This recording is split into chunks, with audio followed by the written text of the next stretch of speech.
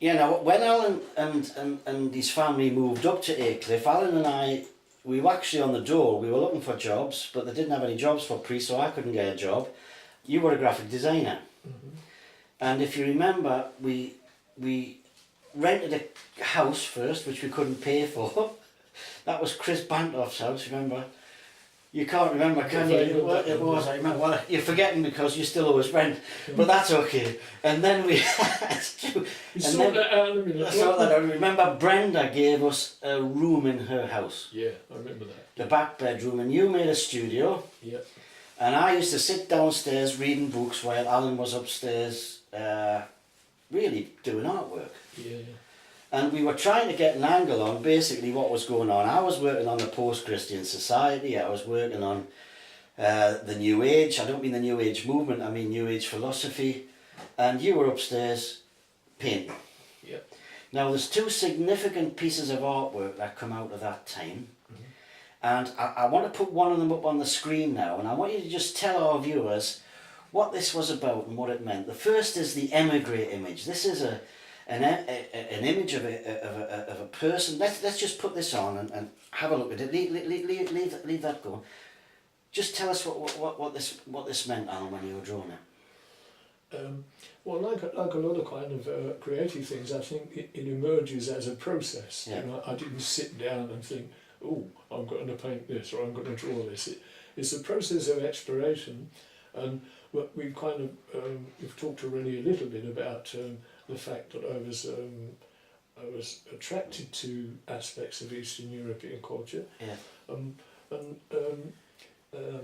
Russian spirituality, which at times involved when people were kind of living in difficult situations, they would often maybe hide in the forest. Or, Yeah.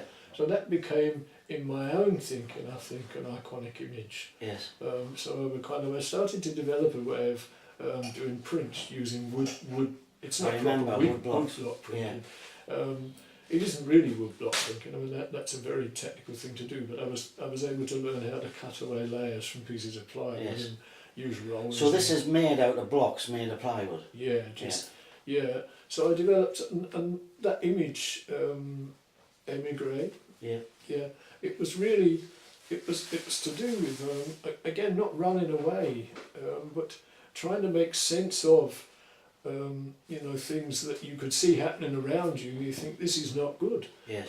and trying to make sense of that. And I suppose that image and the subsequent ones that develop from it are just a way to try and to express those things. Although often these things, I know you'll understand, are not always on a conscious level. No. They just emerge. I think that's the nature of art sometimes.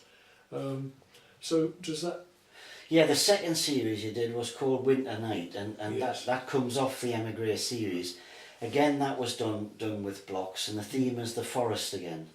Well, yeah, and I was quite, by then I think I was being informed quite a lot by some of the Eastern and European and Russian writers, and Pasternak was a major influence, and his book, no, I can't remember. Doesn't matter.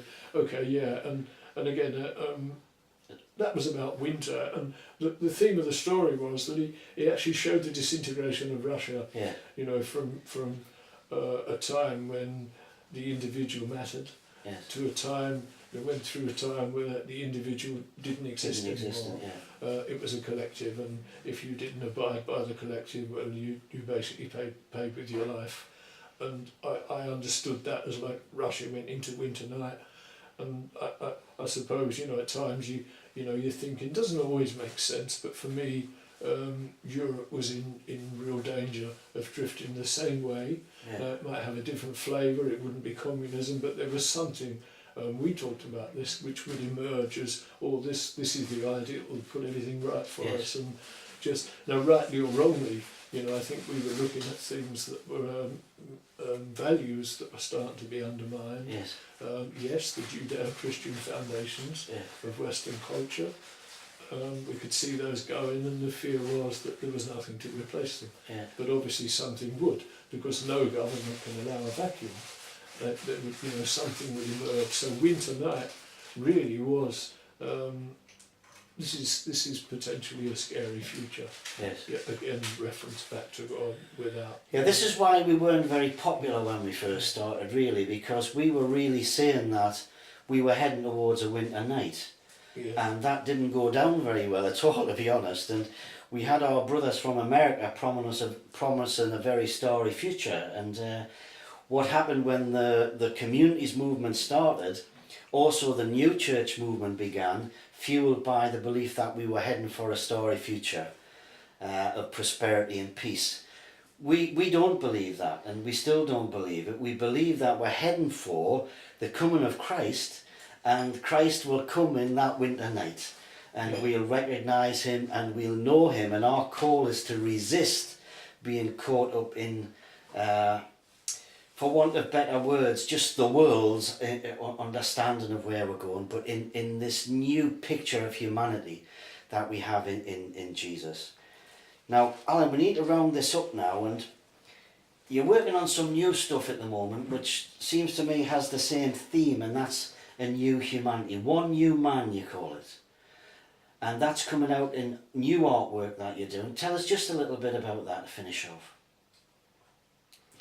Well, I've always, from when I became a Christian, which is quite a while ago now, I was always drawn to Hebrew culture. Now, I never understood why, but I knew that there was kind of a resonance in Jewishness and their connection with God, and I knew this isn't the time to go into detail and all that stuff, and that's always been there. And over the past recent years, we've become connected with various groups of people that were keen for the church to understand better and embrace our Hebrew roots, which are undoubtedly there.